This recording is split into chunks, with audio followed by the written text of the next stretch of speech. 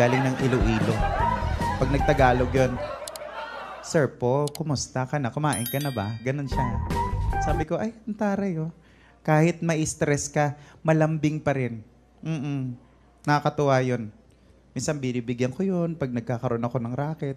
Oh, padala mo sa probinsya. Salamat talaga, sir po. Padala ko sa probinsya, pambili ng bigas. Kumakalam na ang sikmura pero nakangiti pa rin, di ba? Ang positibo. Oo. Iniisip ko nga lang, actually nakaranas ako na may nag-aaway mag-asawa. Yung tinitira namin dati sa Muñoz. Sa first apartment, doon sila tumira. Kaya pala palipat ng palipat, lipat-lipat sila ng bahay dahil lagi nag-aaway. Pinapalipat ng mga kasera. Naku, doon na nga kayo lagi nag-aaway. Pero na-experience ko, hindi ako naniwala.